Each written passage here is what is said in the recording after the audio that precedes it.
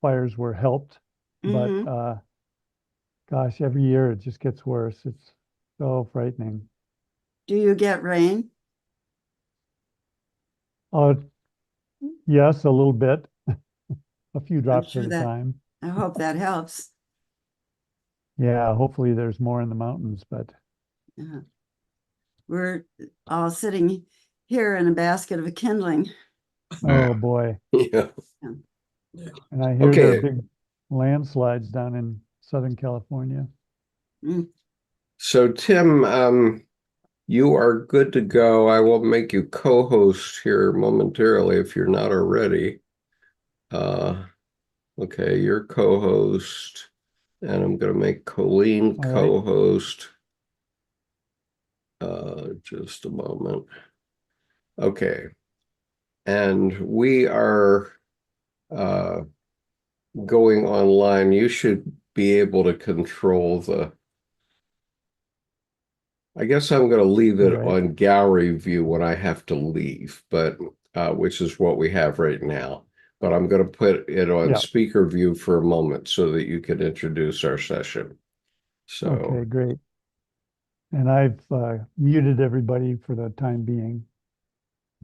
Uh, but and as I understand, we're going 90 minutes. Is that our target yes, time? approximately, Okay. Mm. whatever All Ex- you, right. Excuse me for interrupting. I'm sorry, my mute was on too. Did Matty Leeds get an invitation? He's going to he join us next time.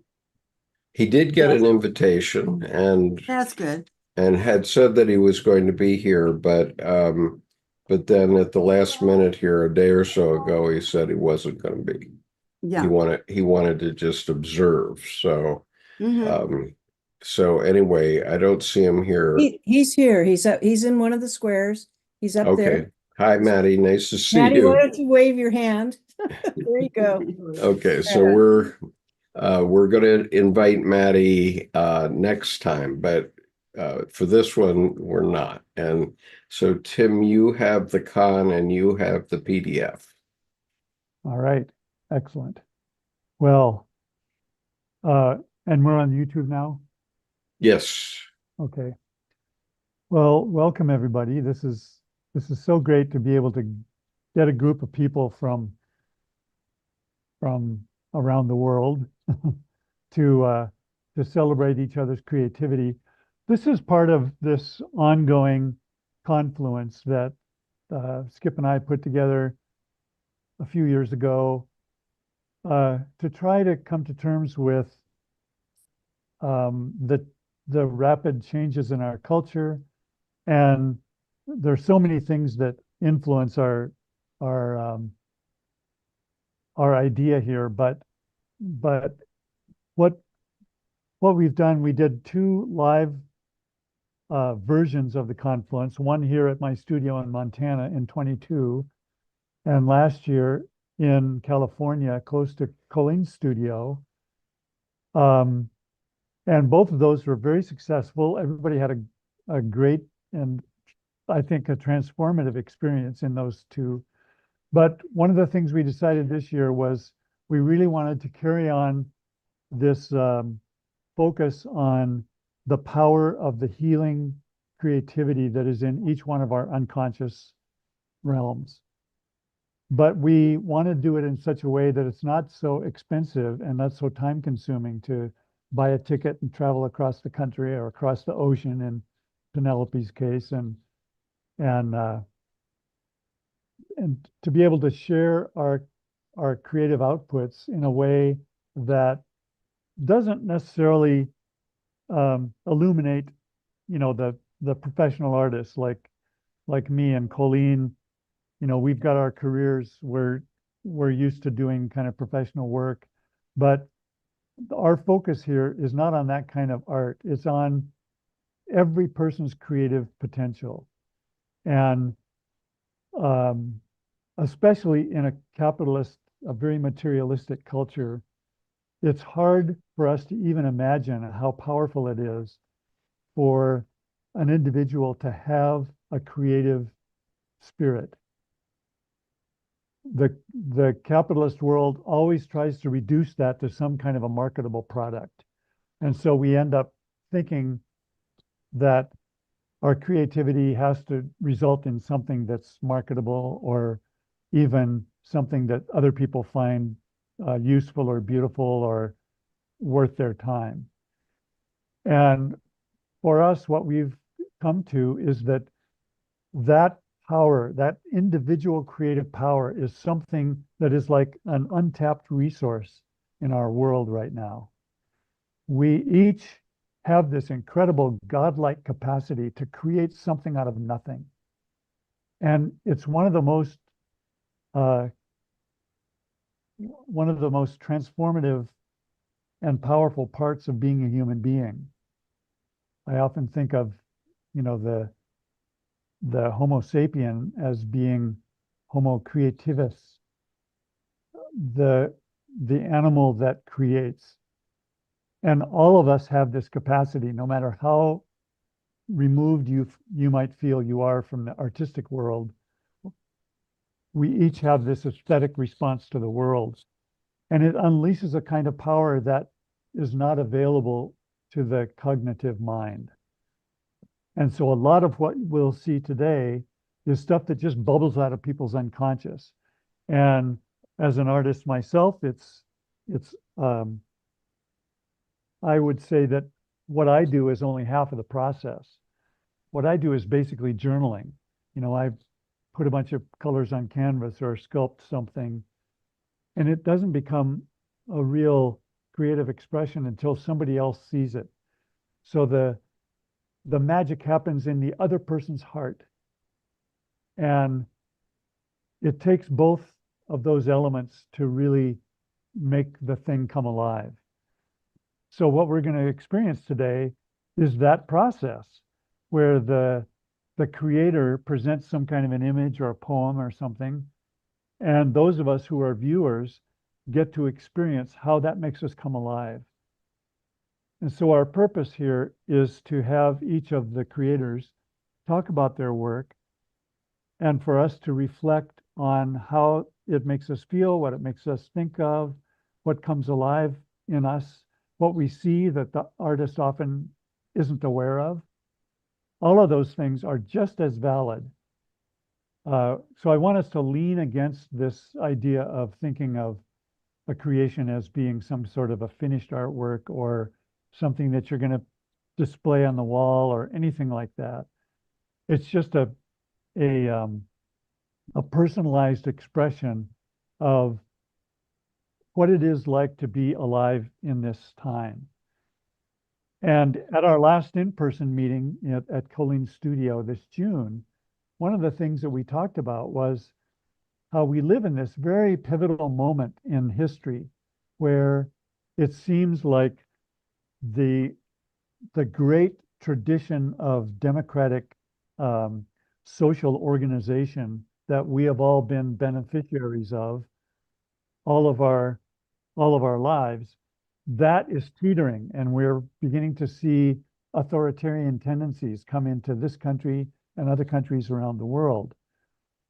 And one of the great things about the individual creative potential is it is a power that even an authoritarian state like Putin's cannot defend against. Of course, they can imprison and kill artists. That's a traditional way of dealing with personal creativity. But for one thing, that's not likely to happen to us in the foreseeable future. But it is a power that each one of us has against that authoritarian tendency that our country is flirting with right now.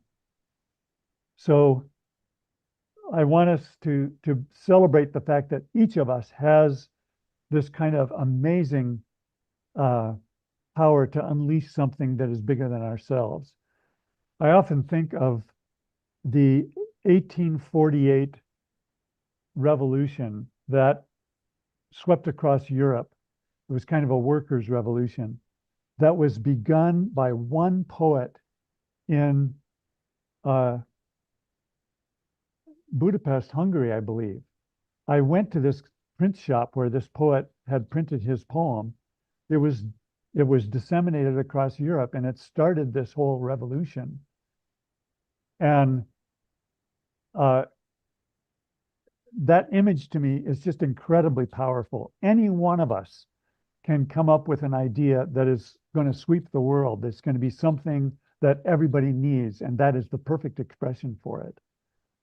But it's not going to come out of a big commercial organization like, you know, the Metropolitan Museum of Art or, you know, the Philadelphia Symphony or something like that. It's going to come from one person's idea, probably in a small group like our own, where people just get together to celebrate each other's creativity.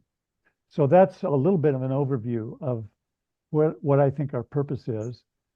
And since Colleen is our first presenter today, maybe you can add any thoughts you want to that introduction. Thank you. Thank you, Tim. You put it so well. I really appreciate the perspective that you put onto what it is that we're doing, given what's happening in the world today, and that individual voice that comes forth when one is creating out of one's heart or one's inner psyche is really threatened, and is in fact being banned, such as being books being banned and certain art being banned. I was amazed to see that Georgia O'Keeffe was easily sold in a university in the Midwest a couple of weeks ago because it was not conservative enough for the museum in that Midwest university. And so they sold it in order to remodel the freshman housing on campus. And so that to me is an example of this kind of lack of education and lack of development of the psyche, and the threat to it today. So, you know,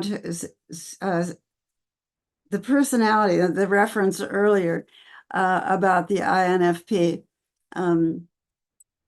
50 years ago, 60 years ago, I was off the charts INFP when I took my first Myers-Briggs way back then.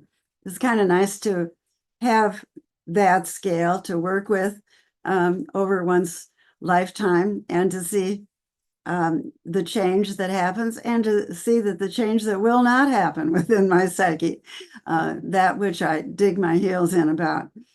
So that reference to this kind of a personality, the intuitive, led me to, at that time, to try to get a toehold on what was going on about myself as a creative person, and to try to understand this process that I was in as something that was in fact sane. In fact, it was something that was real. Skip, you put together a wonderful PowerPoint for us, and in that you identified these stages of the creative process that in my search at that time, I wanted to understand, what is this process that I'm in? What is this creative process? That we just do it?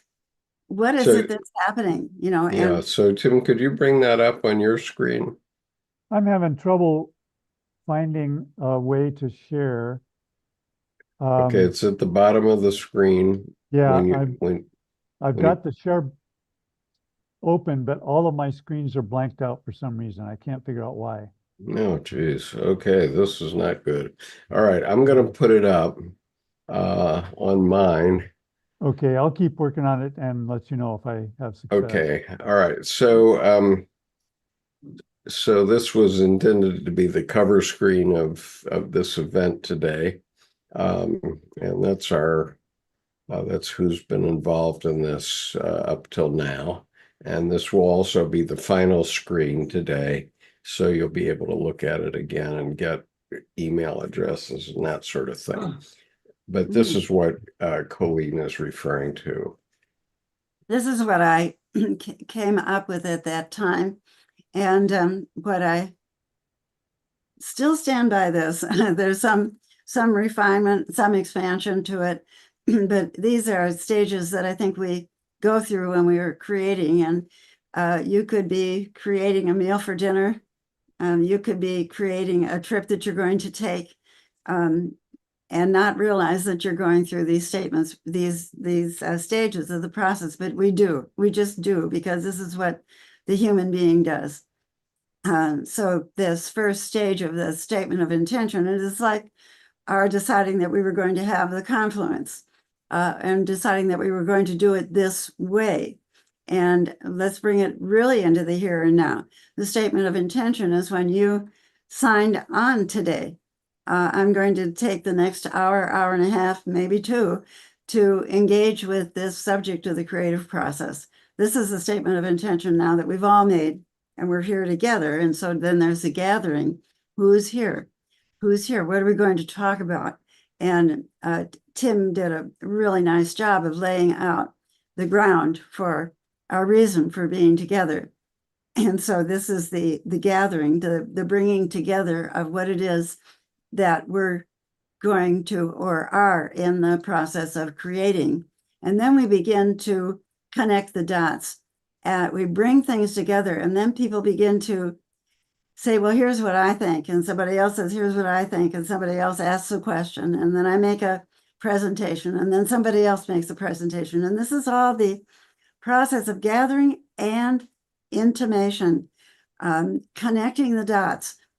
Often this is the place where people drop out, and it's tough sometimes to hang in with the connecting of the dots, especially when they don't seem to make sense. When it's only your intuition that's telling you that maybe these two things might go together. But when you hang in with the process and things come together, that all of a sudden moment of knowing, that illumination, that Jung talks about, numinosum experience, of that transcending moment, when the process has actually taken over. And I feel like I'm just a vehicle for what it is that's coming forth. And then these last two stages are two that in our culture, we really are lacking in taking the time to discipline ourselves, to pay attention to these two. Colleen, we lost sound from you for about 1 minute. So could you back up to illumination and then just restate that quickly and then go on? I'm sorry. The illumination is when the dots come together, when the process has taken over, and it's almost riding on its own. The soup is going to be what it is. The garden is going to be what it is. It becomes its own thing.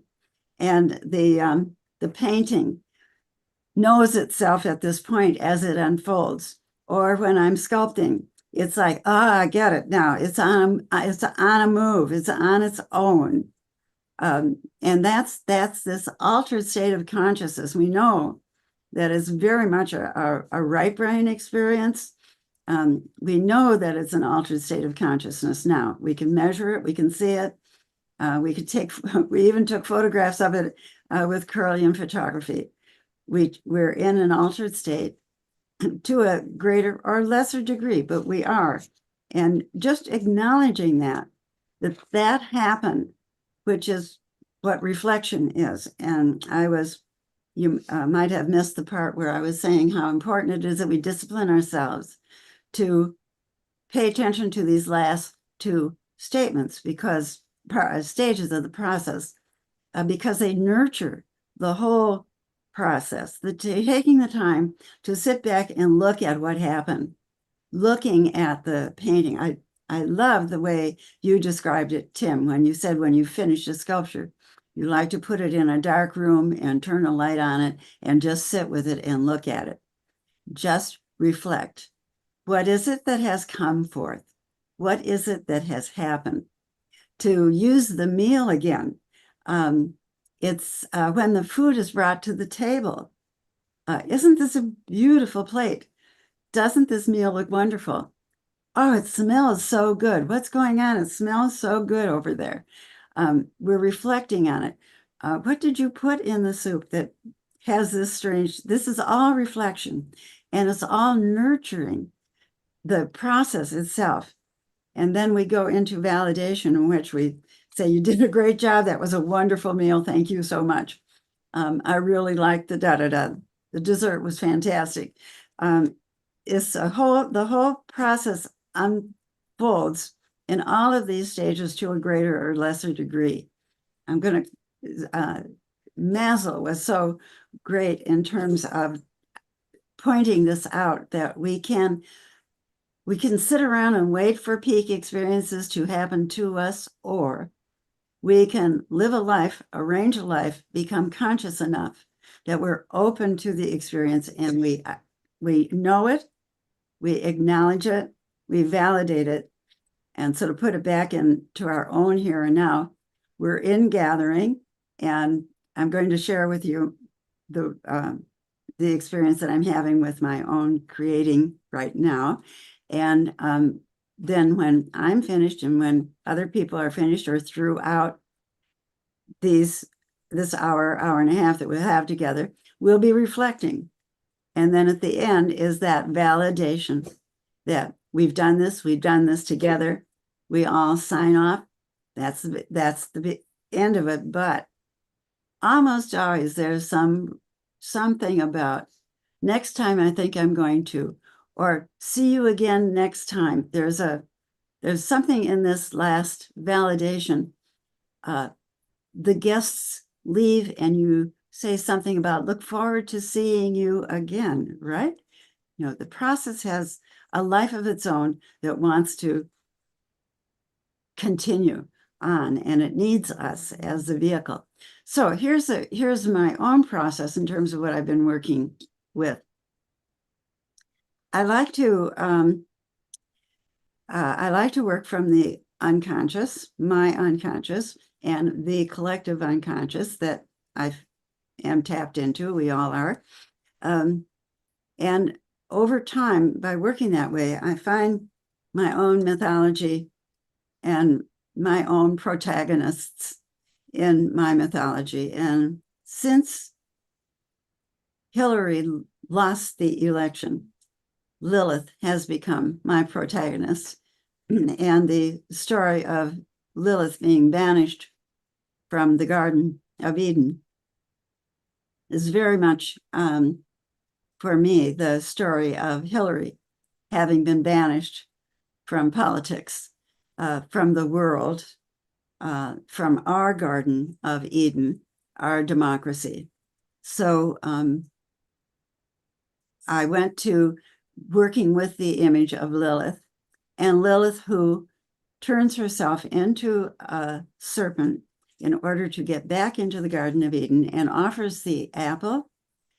In order to get even with God, she offers the apple from the tree of knowledge, of wisdom and evil, of consciousness. So she offers the apple to Eve. So this is a piece that I did at that time, probably about 2017, actually, in which Lilith has returned to the Garden of Eden. There you can see the snake of Lilith a little bit better, and the apple and her claws coming around clutching the apple. But I take this imagery and continue to work with it and explore the apple, the snake, Lilith, the garden itself, and the gold posts that are sticking up in the center at the top represent the women, all the women returning to the Garden of Eden, taking our rightful places at the table in the Garden of Eden. So this piece was done a few years ago, but I'm still working on this imagery. And from a Jungian point of view, I think that I'm progressing the imagery, such as Skip, you can would you- progress imagery in a dream. So, Can you zoom in on that a little bit? excuse me? I wonder if Skip can zoom in on it a little bit. I don't think so. I'm Okay. sorry it isn't more clear, but we'll, Let me see. Let me see. at the very top are the gold spikes, and then right under that is the face of a serpent, Yeah. a very ugly, scary looking monstrous serpent, and under the serpent's head is a red apple. And from this point of view, you can't see the claws of Lilith very well, but they're coming around from your left onto the apple. Right. And then that's the tail of the serpent at the bottom. And this is discussed in my book, all of a sudden, the Art and Spirit, a memoir in which I discuss these stages of the process in depth and discuss Lilith. That's a little better. And you can enlarge it on your own computer. If you just click on it, you can enlarge it. I did with mine, but Oh, Yeah. I Yeah. did too. it's not working on mine. I wish Okay, it was. I'm gonna stop the PowerPoint just for a minute so that I can advance it. I I'm just wondering if apologize. I hit share. Do you think that would help? No. Okay. because it's coming from. Okay, all right. All right, are you ready to go on at this point? Yes, I am. Yeah. Okay, let me give you the next slide then. What is the next slide? Whoops, no, Oh, that's not what I wanted.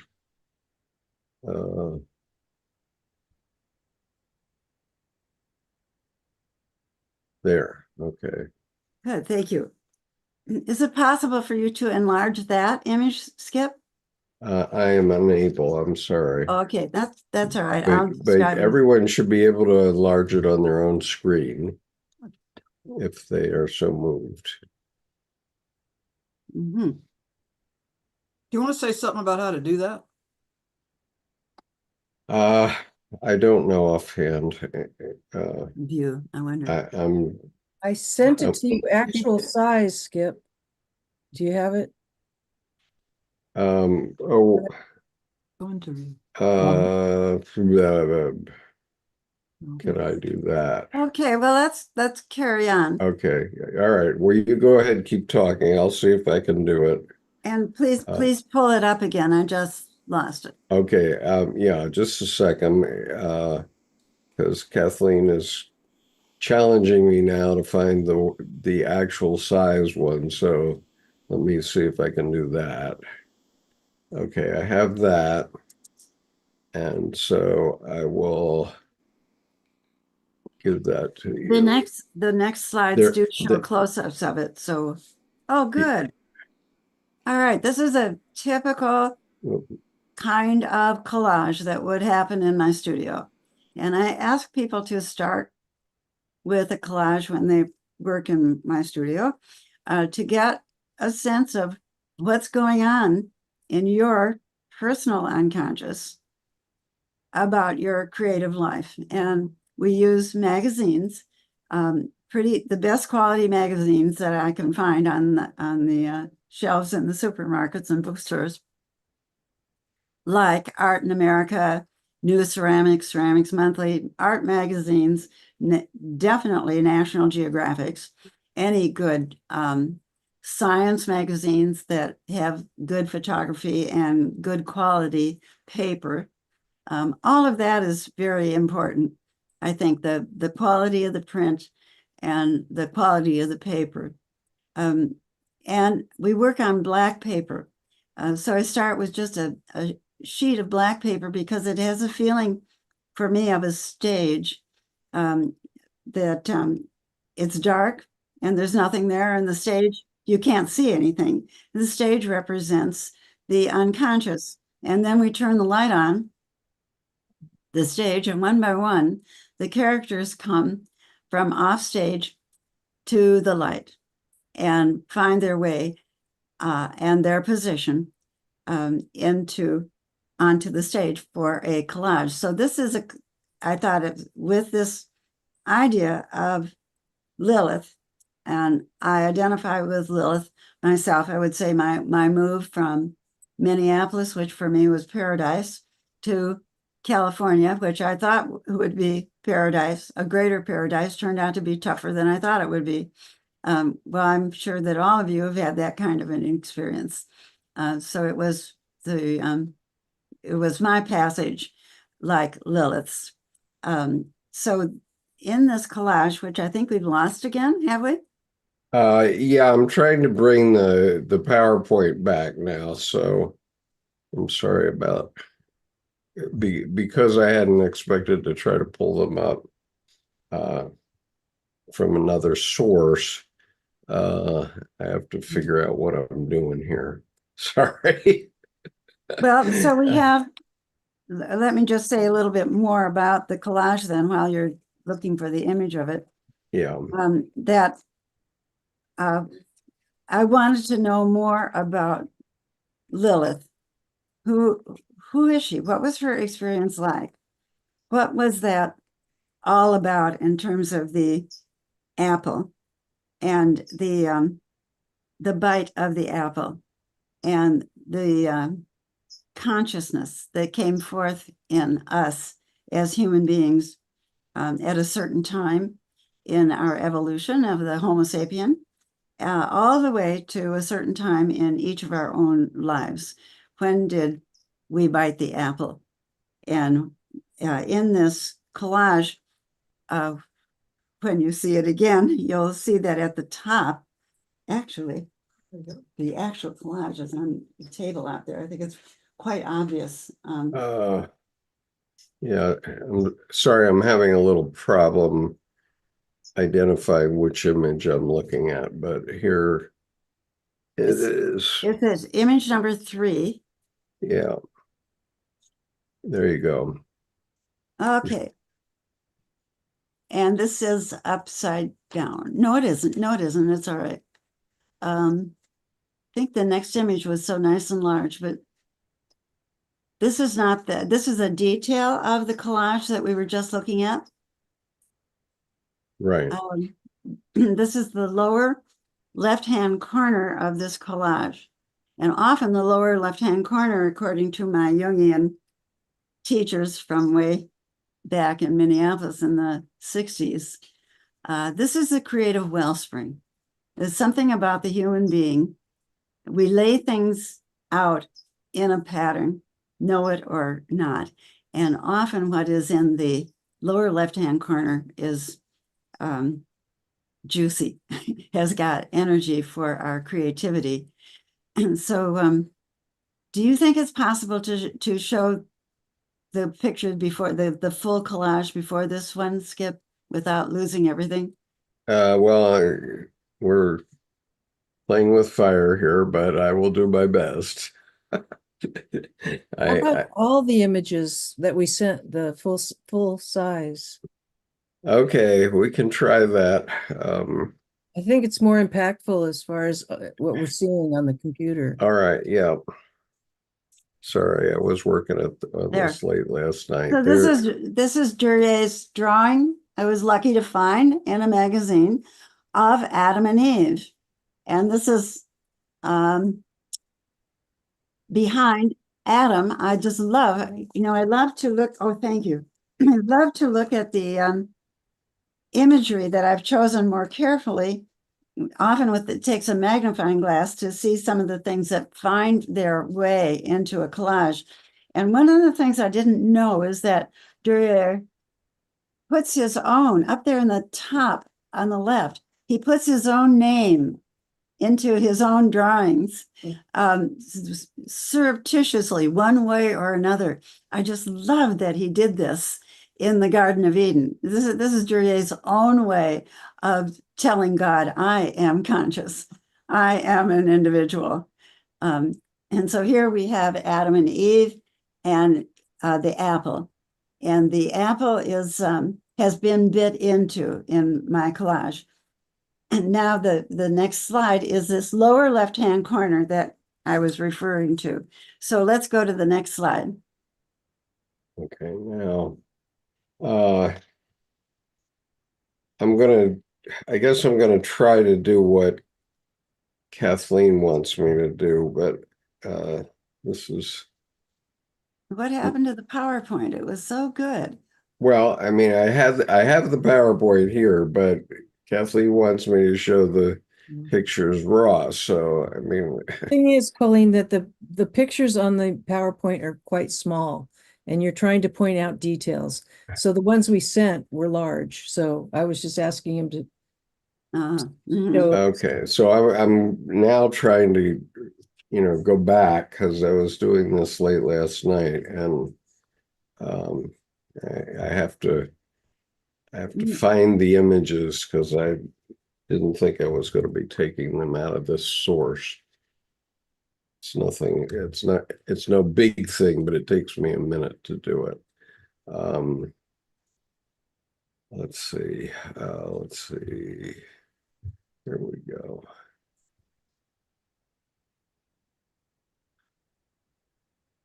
Okay, so we've done 3. Mhm. Okay. While you're doing that, let me explain that it takes some openness of mind to go along with an image that's presenting itself, particularly in the lower left-hand corner of my collage. When we have it up, I'll be able to point out the imagery that's coming forth is a collection of mixed up things. All right, that's the next one. Here we go. This is wonderful. And so this shows these scattered pieces that I thought were interesting and put them there, just thinking, well, maybe something can come of that. I feel that way about that election and have some anger about it. And so what now? And that there's this kind of feminine behind it, this lovely light pink behind it. And so is this what is happening to the feminine right now? If I've got my screen working now. You want me to? Okay, well, I'm gonna stick with this for the moment. Good. All right. The reason is I have the full size one, so Well, I can zoom in on the screen too. I just want to point out we're in gathering.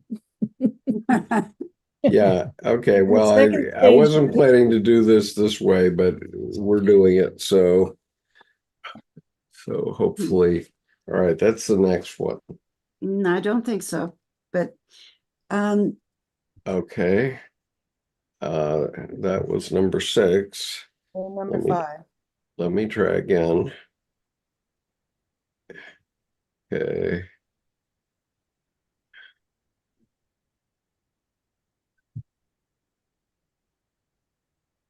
Sorry. The slate plans. There you go. Yep. Come on. Oh shoot. all right, but let me do it this way. I want, if I can show this image. No, it's not going to work. I'm sorry, it won't work. There's not enough light. Okay. Why don't you let me try it? Okay. I'm gonna stop Okay. that. Right here. When I shit. Okay. That's great. Image is under that image, and that's the point I'm trying to make, is that Yeah. accidentally see something. Quite a bit bigger like this. It's All great. right, I'm going to try to show where what are happened. we? Okay. This isn't going to work now. I'm trying to give up the control here, Tim. Just a second. I have to figure out. Let's just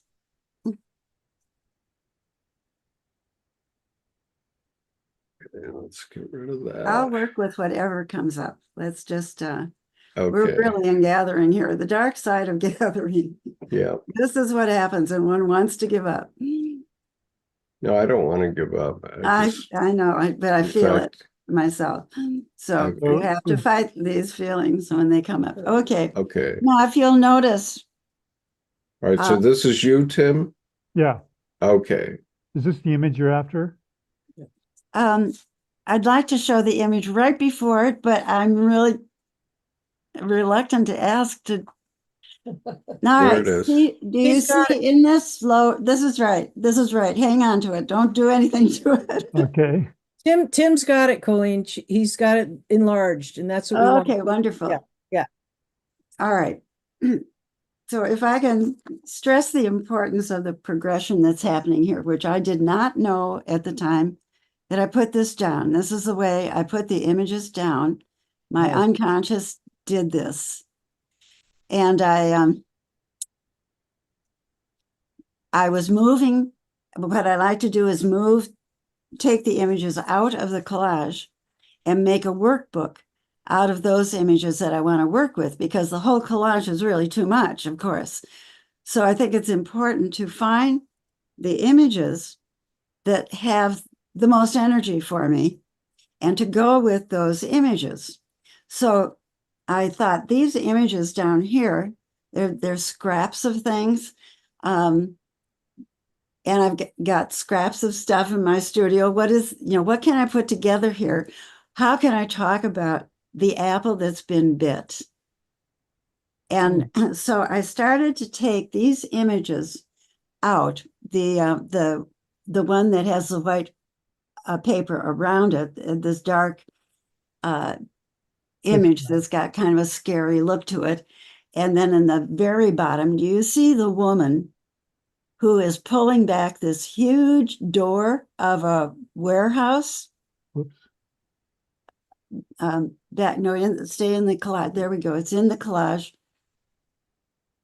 Okay, right. Hold there. Okay, now just a little bit below. Good. No, it's on the collage. And that piece of paper folded back accidentally and revealed the sculpture. There we go. You see this paper that's folded, that's dropping out of the bottom of the collage, was This one. the picture of me pulling this big iron door back. I did not know this other painting was behind there. Oh, wow. All of this was accidental. When this piece of paper fell forward as I was moving it, this was revealed. The other part of the piece that I just pointed out, this dark black. So what is this about? Now, just hang on. Don't move anything yet. I just want to make a point of trusting what comes up in a collage, trusting the imagery. When you have something in mind that I'm trying to figure out, how can I talk about my feelings about having the apple been bit and what it is that's been revealed as a result of that? And of course, what's being revealed is what we're living with in the planet right now, and my feelings about it. Now, the pink behind it is not to be ignored. Nothing is to be ignored. But that pink I find so beautiful. I wish that I could make something as beautiful as that beautiful feminine. But all of this is in the way of it. And I must get to know this. Okay, let's go on now to the next one. So this is a doodle. And in an exercise last week with doing a Rocky painting, we started with a doodle, and I did this doodle with that corner in mind. This is a doodle of all that was going on in that corner. So it's about a 20-minute doodle. Then I take this, next slide, please, to a Rocky in order to get to understand the shape, the form, and the energy that is in that. Where is the energy going? What are the basic forms that are going on in that doodle? And I do a Rocky. So this is a painting, an 18 by 24 watercolor painting of that corner, of the feelings in that corner.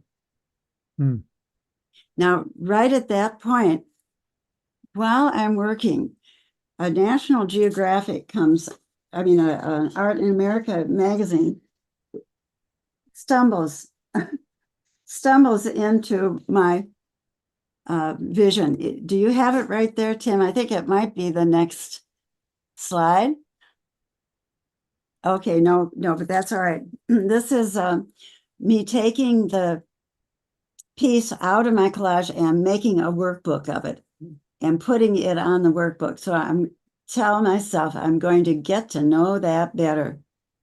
And these are the pieces from my collage that I'm going to get to know better. So I do the doodle and then I do the painting. Let's see another slide and we'll just see what we get here. Yes, and this is what suddenly came into my visual perception right, 2 feet away from where I was painting, is an old Art in America from 2006 of David Smith, whom I admire so much. A wonderful big article in the magazine, but look at what David Smith is doing. To me, that's my doodle taken into a large metal sculpture. If I was 30 years old, okay, but these validations along the way, Tim, you would probably go to Rodin. We have artists that we admire, upon whose shoulders we stand. And this is one of them. And so at these times when I'm working, I welcome these kinds of images that come along and remind me that I'm not alone in trying to say what I'm trying to say. Okay, let's go on. And so now I begin to go back into my Rocky and begin to articulate it. And this feels like the mess in the corner, and it feels good. It feels good because I'm now getting into it. Okay, let's go on.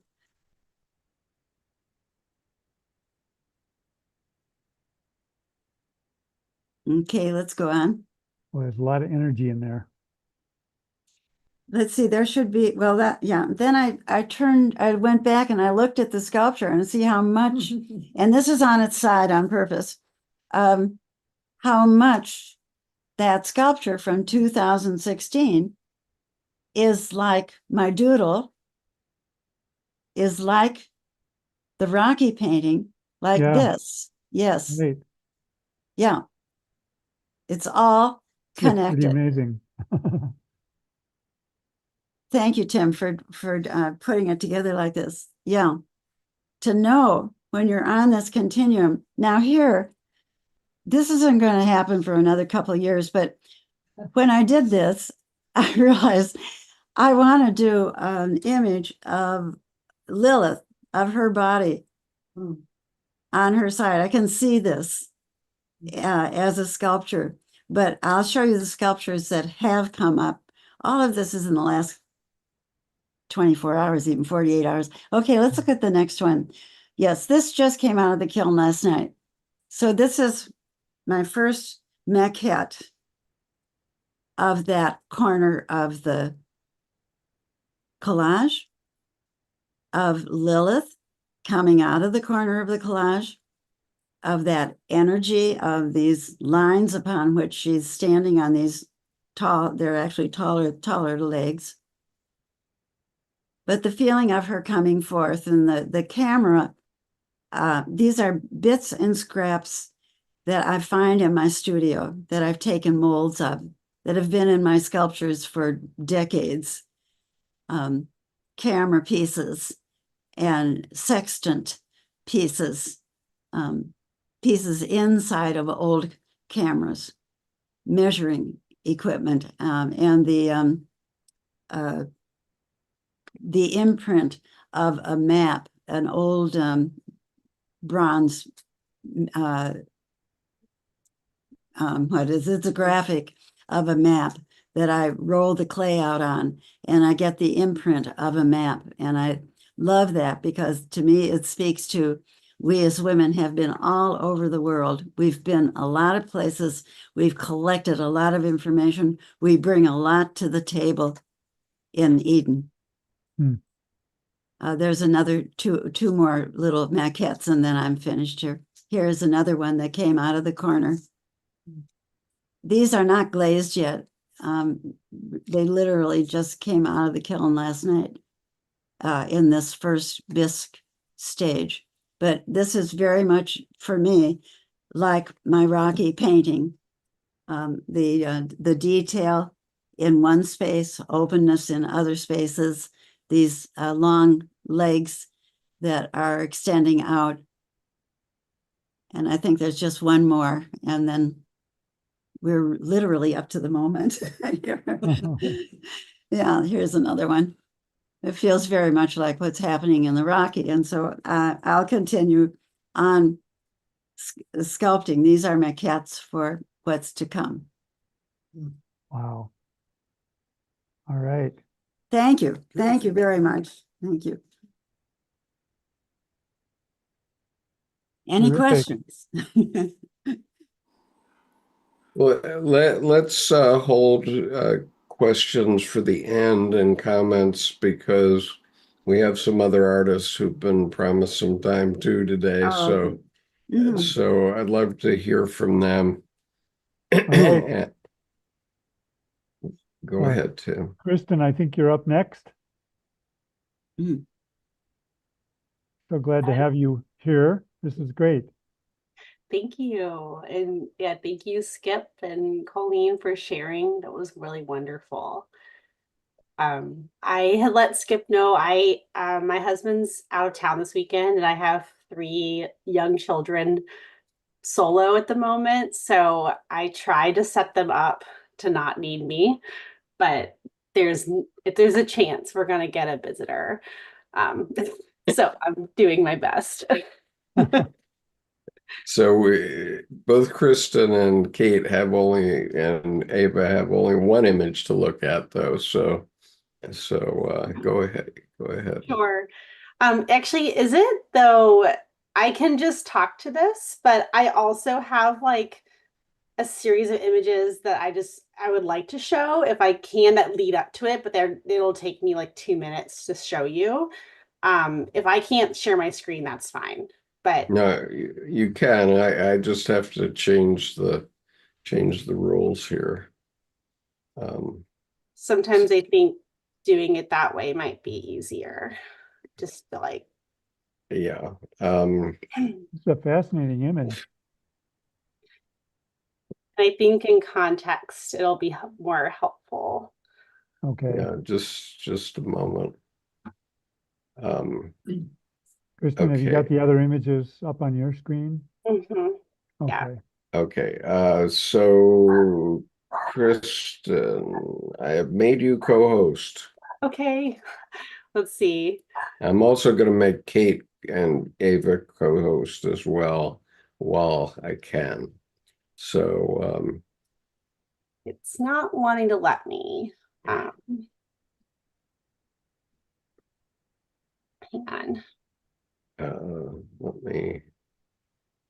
going to give you speaker view, and oh, wait a minute. I have to make co-host. Wait a minute. Does it work now? Let me try.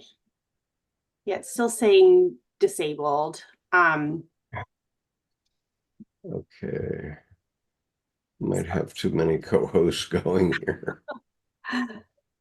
Wait a minute. Make co-host. There we go. Yeah, that something shifted. Let me just. Okay, so you share screen at the bottom of the screen when you move your cursor over the image, And there's a green button in the middle. Yep, I'm hang on. My computer wants me to, like, we know it resets everything every time you. No, I don't want to. Okay. I don't want to have to restart my computer. Let's see if this works. If not, it's fine. I can. Oh, I think it's gonna work. Okay. Can you see There that? you are. Yep, we got you. There's a couple slides that I just think it's easier to share visually. Also, thank you for having me. This is my first time in this group, so I feel like kind of a stranger, but I've really enjoyed hearing about it and sharing. So I'm talking about this image. It's called Before We Learn to Tame Them. Finished it in spring. And I'm not going to share in detail, but I wanted to just, this is the extension of a longer body of work, about 6 years of work. And I think I kind of just want to share how it's developed, and just show you images. And then I can chat just for a few minutes. So this is where it's started years ago. And I think tapping into that unconscious thing, a lot of what I do can be analytical, but this is where this particular body of work began, in these almost foggy images in my head that were adaptations of what I was seeing in my life. And so I'm not going to speak about these. I just want to show you over the course of the last 6 years, kind of where they've come from, which I hope can give more context, kind of starting from a much more impressionistic and immediate and direct perspective. Things start to shift a little bit, and still, I'm sorry, my email's dinging, but color and form start to shift, but still kind of the same visual derivatives, which to me, nature holds a lot of symbolism. I wish I can say this was in response to the pandemic. It actually started before, but I finished it during, which I also think is sometimes the most, tells you almost more, which paintings you turn around and start and finish when. Things start to calm down, but color ends up being used differently. But these shapes shift during this time. I was kind of processing a lot of grief, and of not physical loss, but of emotional loss between relationships. And then right around this time, I had my third child, and there was a hush during this time and some time to go back to a concept that has been really speaking to me from the beginning, same subject matter. And then this summer, so in the context of all of this, I'm pretty prolific. I make a lot of art, and some of it is directed towards the market. That's in some ways how I contribute to our family.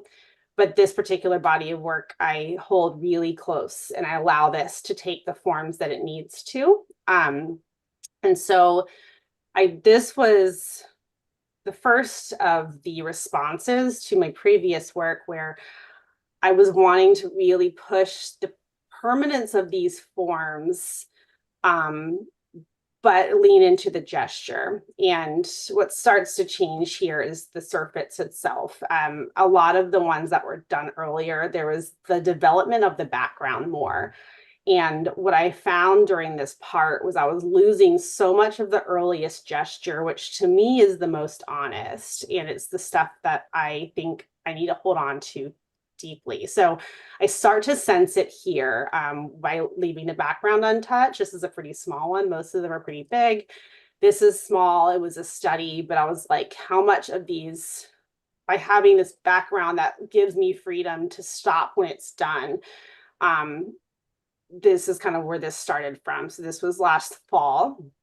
I was in a state of transition too. I was living in about 3 or 4 different rentals in a 6-month period, didn't have a studio. So a lot of this was like in this really fluxed state in our personal lives.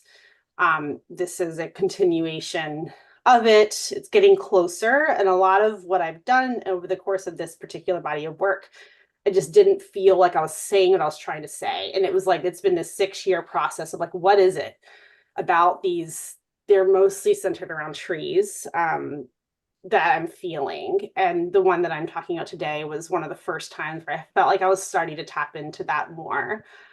And so prompted by a really amazing artist in New York who saw this and was like, we want to show it. Finally, I think for me, having a place where it wasn't just going to live in my garage, knowing that these would be, and that I had complete freedom to make what I needed to make, gave me the permission to finally try this and like spend the money on the supplies, which is a very real thing, and go for it. And so these were where they started. And I was like, how much of those gestures can I preserve and can I sit with and I cannot touch, but still kind of like render these things.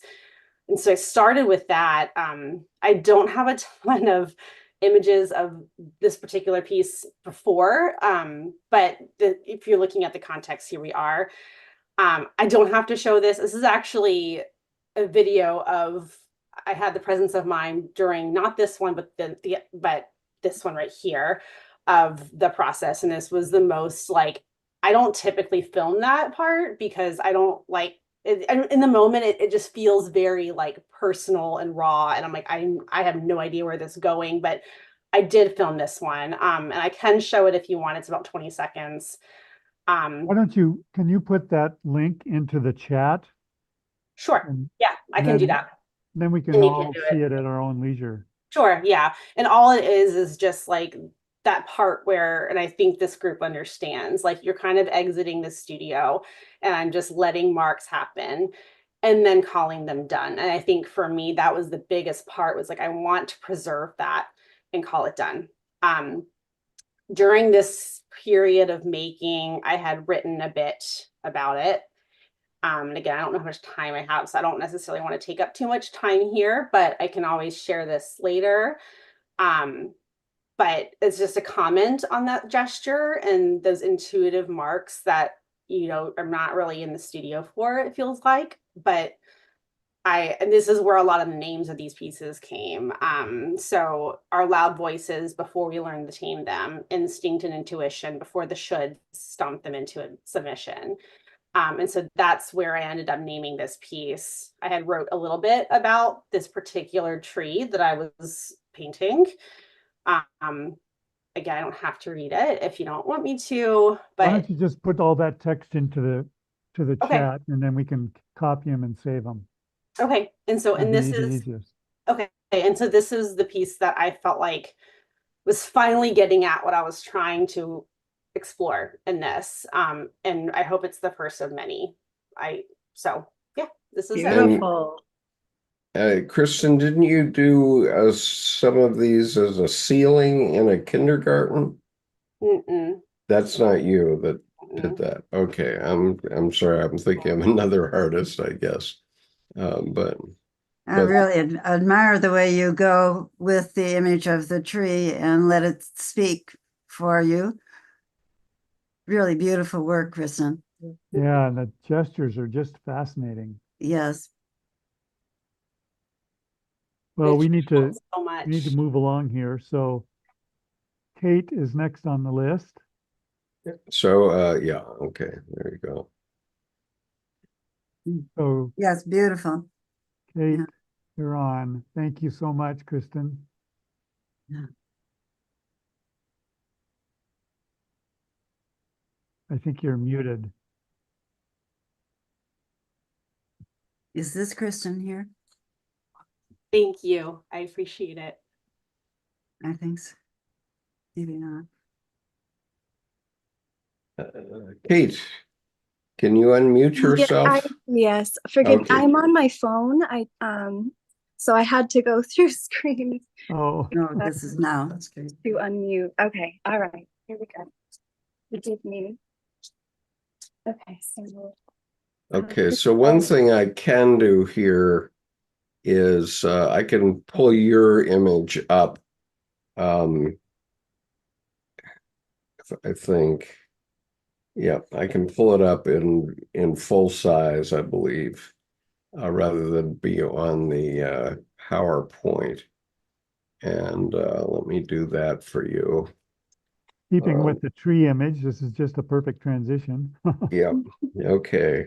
absolutely, I'm so surprised at how many similarities or synchronicities rather there are between all of us and what we've shared so far. It's just so wonderful. I'm so excited and happy to be here. It's also my first time. So hello, Kristen.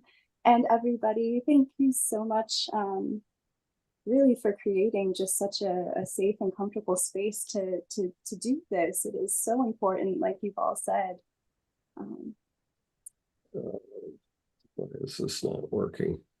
I guess you're going to have to do it, Tim, because Okay, I don't have the power anymore for some reason. all right. So there's Kate's.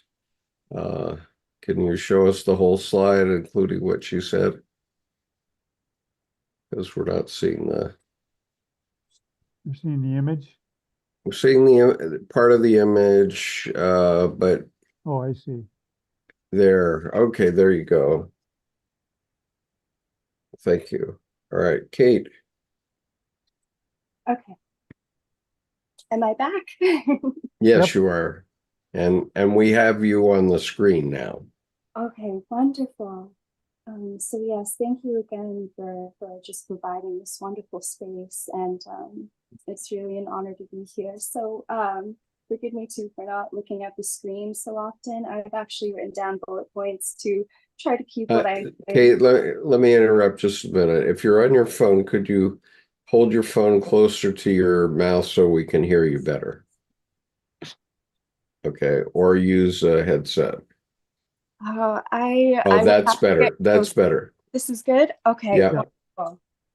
Thank you. So I won't be making too much eye contact with the screen. I've written down some bulletin points to try to keep it all within 10 minutes because, of course, as you all know, art can go in so many different directions. So let's see. So yeah, okay. Art is a wonderful way to learn the language of the soul, which is one of the things you guys are doing here. Okay, I have to start over. I'm sorry.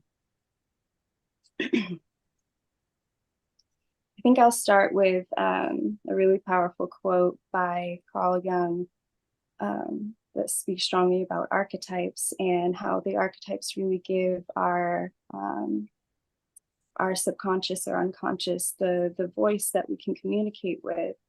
So the quote is, "The fact that archetypal images are so packed with meaning in themselves that people never think of asking what they really do mean." And I think that's one of the things that really changed myself as an artist to what I did before this 7 years ago, which you've already spoken about, really the perspective from the capitalist, and trying to paint what I thought others wanted versus what I really wanted. And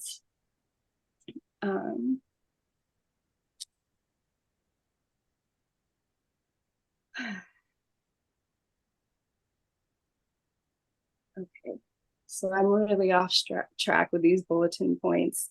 Forgive me again. I think I'll just go with the flow. Yeah, just take your time. No reason to be nervous here. We're all friends. Yeah, I know this, and I wasn't nervous until just right now. And it's funny how things hit like that. But I think it's because I'm so grateful that this even exists, because it's really hard to find people, let alone groups that do things like this. So as I just stated, the art I did before this 7 years ago was completely different. This piece in particular is titled Forgotten Infrastructure. It was painted in 2018. It is number 4 of a series out of 12. And the series I started 7 years ago. And when I started it, I had no idea I was going to do a series. Similar to what was stated in other people's stories, it's like you have that archetypal catalyst moment where you are triggered to instead of look for outside for help, to look for that within yourself. And yeah, that's when the series started. So as Kristen was saying, like, where do you begin? What do you want to do? And as Colleen stated, the first part of her outline, where's that intention? And my intention was being so inspired by all the great artists throughout history. I want to create a masterpiece like them. So the intention was just to create something great. And I didn't really have that inspiration within myself. So what do you look for towards is you look for the other master. So the first two paintings in the series are actual, not necessarily replicas, but my own versions of George Stubbs' Horse Being Devoured by a Lion and Henry Fuseli's Nightmare. And it's like after I did that, I cultivated a bit of my forgotten impulse structure, and that's what sparked where the true unconscious, bringing what was unconscious into the conscious as inspiration. So as I said, this is number 4 in the series. Number 3 happens to be titled Transcend, which I think goes lovely, because what I found painting the series, I'm currently on number 11 out of 12, as I said, but the titles actually go with the collective human journey. So as I've painted the series, I've realized that, wow, these what I'm painting, these archetypes speak to my own experience, but the more you learn and the more you dig deep and think deep, you can feel all the connections. So it's not just, you know, about me, it's about the human journey. Okay. And the thing is with this, how this started too, after the first 2 paintings, as I used as my source of inspiration, how the paintings started after that is I would just get just the image in my head, no idea what it was, where it came from, and just paint it. So for this one, for example, it has a lion in it. And the thing is, I never was really about lions. I liked tigers and leopards, the big cats with pattern. But I trusted what I saw, even though I didn't understand it, painted it. And then throughout the painting process, and still to this day, you know, because the learning never ends, throughout exploring what the archetypes mean throughout culture and history, you get a sense of what they mean for you, and those symbols will change throughout time as you go back. So the work we do always has that healing essence, no matter where you are. You'll just resonate with it where you are in your life at that time. But I wanted to read the description that I wrote when I did this 6 years ago. And the description for this particular painting is: the lion, so comfortable sleeping upon the roots of the tree of life, is unaware of his own strength and wisdom. Waking the lion up reveals that the power to heal, grow, and transform is always within. And so of course that still resonates strongly, but as I just was talking about how symbols change, I think that where this painting was done 6 years ago and where I am now, and where the lion has grown throughout the series, which I don't have the other paintings to show right now, but now when I look back at the lion, it is so much more because of the experience. And I'm sure, I know we all go through this. So I wanted to get that across, but I think I also wanted to mention that when I'm painting on the floor, and I'm painting extremely close, and I'm painting in multiple layers. So, you know, in art school, they teach you to step back from your painting, excuse me, your painting, to get the better view, how it looks far away. I don't really have accessibility to do that all the time.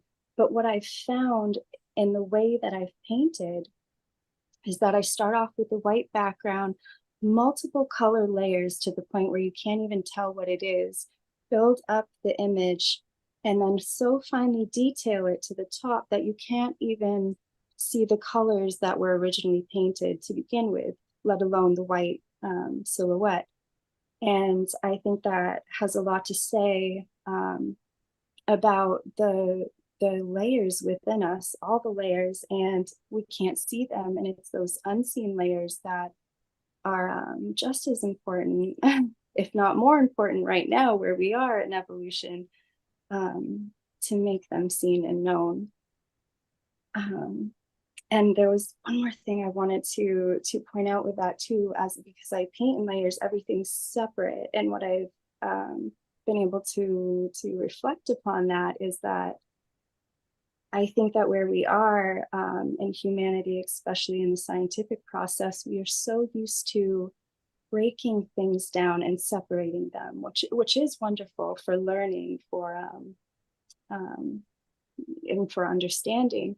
But I think we forget to remember that it all started together. It's all together. It's like we forget to put it back together. And all these things I think are within this painting, forgotten infrastructure. And one last thing I'd like to point out about this is that there's actually a two-peak mountain behind the tree and a long winding river behind.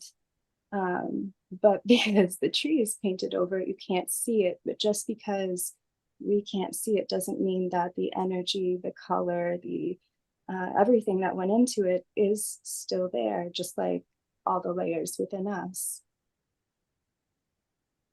Wow. I think I'll leave it at that. Yeah, Thank you. terrific. Thank you so much. Thank These you. are amazing contributions. We've only gone through 3 people and we have 3 more to go. So Ava, you are up next. Okay. So good. Make sure that you're unmuted. Yes. And I will put up your slide.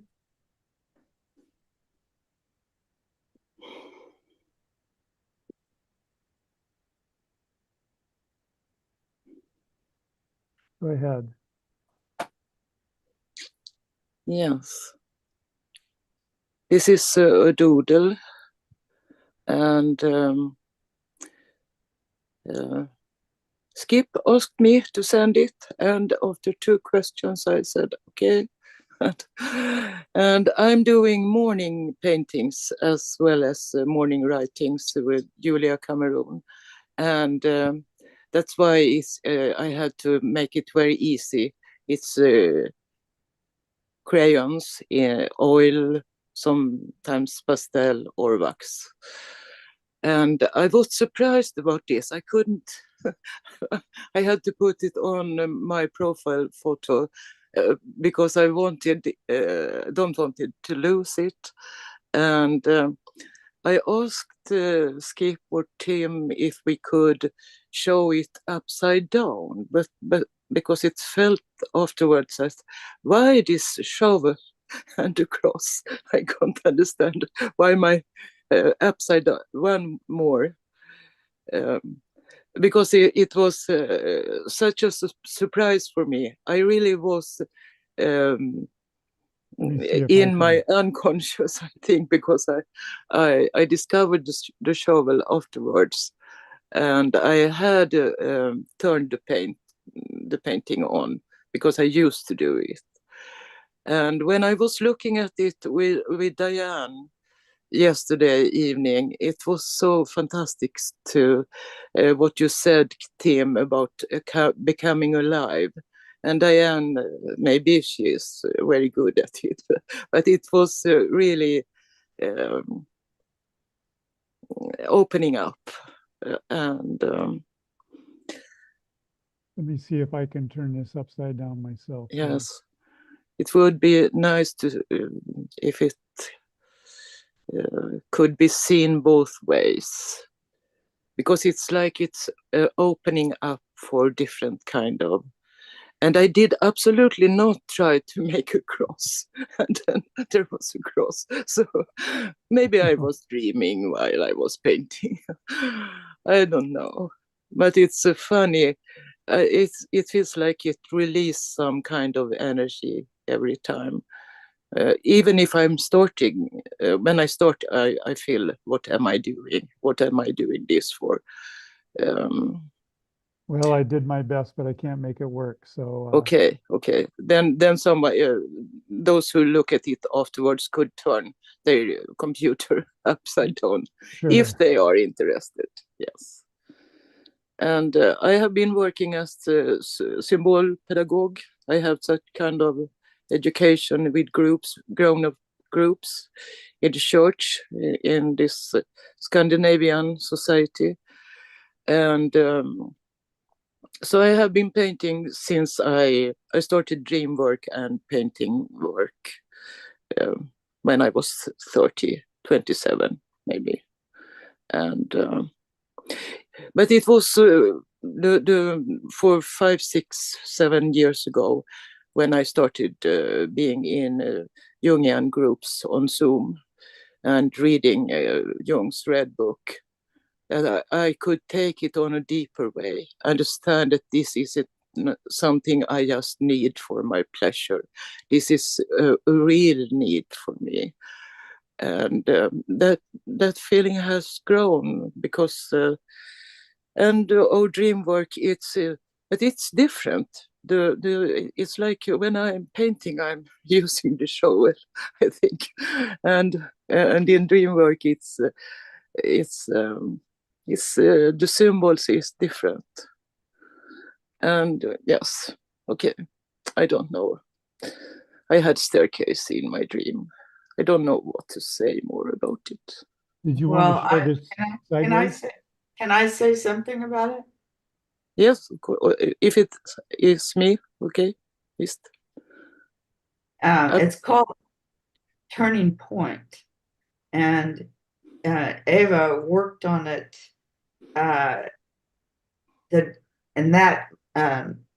With the shovel upside, and the normal orientation most of the time. But then as she turned it, she saw that it was normally she originally painted the other way, but then turned it, and then she saw that it was it worked both ways. If you could see it turned up 160 degrees, you would see it. And you can see it's a staircase, and there's a spiraling there. And when you turn it upside down, it's a different orientation, but it looks the same. So you have to kind of imagine it there. That she originally painted it another, what do you call it? How many degrees? 90 degrees, I guess, to get to where it was. The shovel was as a shovel normally would be. She didn't even see it. So it was, and Eva, she works through her unconscious. And I think she was a little bit nervous today. So I'm just Of course. Thank you, Diane. I'm just offering to share a little bit about what she said. So unconsciously, it's many different initiations, because I've been in a dream work with her for 3 years now, and she's had several different initiations. And these staircases, they represent, it's archetypal. It represents the stages of initiation she's gone through, and from the complete 360, where it's vertically up towards the heaven. If you turn it the other way, where you see the cross more clearly, or it's like digging down into the earth where Lilith is, where Sophia is.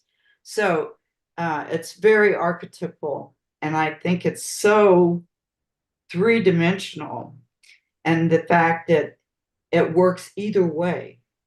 Yeah. I think her depth, may I comment, her depth of perception is incredible. Yes. And it works either way. But I'm really very impressed with the perspective, how deep and far reaching your perspective is. Very nice. Very nice. I think, Diane, that it's Christiana Morgan was the last part of this. Her tower, her art was almost more touching than Jung's for me. Oh. And it was liberating, because I might have idolized Jung. And Christiana Morgan free me from. She was doing as well as good work as him, I think. Wow. Yes. Well, do you know about Christiana Morgan and her tower and the visions lectures that Jung did about her artwork? Is anyone familiar with it? No. If you're not, I highly recommend looking at it. There's a new YouTube on This Jungian Life about her granddaughter who was interviewed. Her Great. name is Christiana Morgan. I'll put it in the Good. It's fantastic. It's really. Yeah, I heard We that. will- It was interesting. Mhm. All right. Well, thank you so much, Ava. Thank you. Kathleen, you're up next.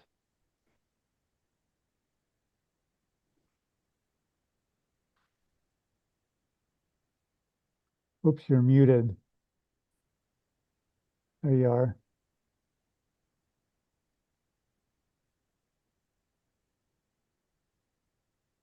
So am I the end, Tim? No? This is kind of a nice ending piece. Do you want to move on? Penelope has a poem. Should we move to her first? Yeah, I think hers is short. It's very short, it's 30 seconds, but I think we can apply it to art. Okay.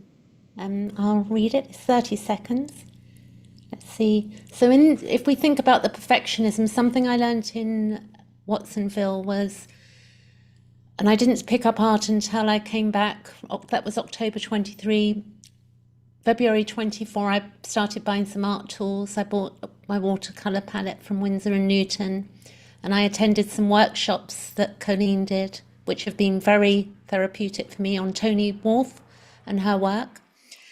This poem I wrote, I think, a few years ago. I can't remember the date, but I think I've learnt to love myself through doing art, being alone. It's not that poem. It's not that poem. It's not. No, it's okay. I've got it here. It's very short. Okay. So I'll read it, and it's just also being alone time. It's very therapeutic. The alone time in the unconscious with myself, sitting here 2 or 3 hours a night. And then the freedom that we have in the idea that there is no perfectionism needed, and when something ends and when it begins. And like our lives, it's all full of creativity. So here goes. The love I seek is in my heart. I see it clear and not apart. I see my soul right through my eyes and all the times I've been alive. Cycles come and cycles go, and in form I move, in form I flow. And when I'm not, I'm still the same, a full collection, all untamed.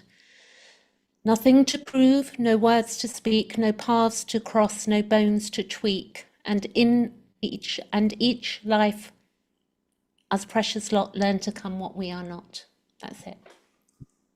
Wow. All right. So it's about learning to Could you- become what could we are you- not. Would you read it one more time, Penelope? Please. Yeah. Poems are always, Okay.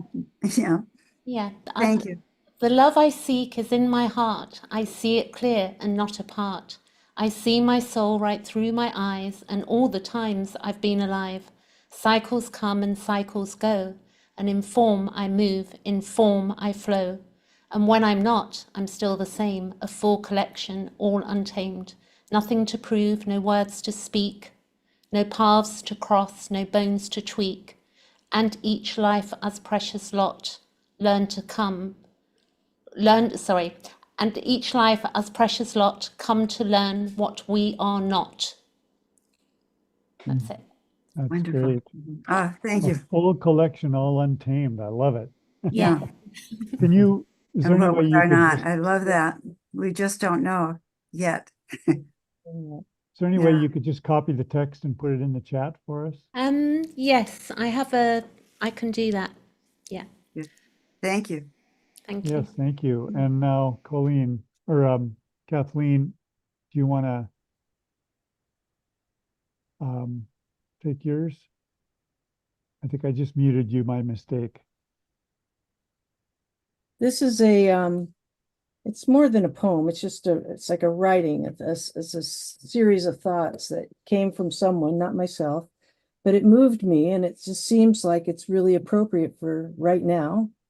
It seems like it's an inspiration for the world's soul right now, and like an immune boost for the collective, from potential to actualization, and seems very appropriate for this moment. Great. So it's long, so I'll just read it slowly so we not have to read it again. What the world needs is more polymaths. What the world needs is more polymaths, a convergence of minds like Da Vinci, weaving art and science, stitching the fabric of existence with threads of varied hues, uniting the fragmented knowledge into a cohesive tapestry. What the world needs is an embrace of interdisciplinary thought, where physics dances with poetry and mathematics sings in the language of the cosmos, to break free from the silos of specialization and nurture minds that wander through the gardens of diverse fields. What the world needs, the curiosity of a child in every adult, an insatiable thirst for learning, an unquenchable desire to connect the dots from the quantum realms of the celestial spheres, to see the beauty of equations and the logic in art, to marvel at the symmetry of nature and the chaos of creativity. What the world needs is a rejection of the notion that mastery demands singularity, an affirmation that the Renaissance spirit is not antiquated, but a beacon of modernity, to champion the polymath as a model for innovation, to cultivate minds that think both broadly and deeply, balancing the scales of depth and breadth.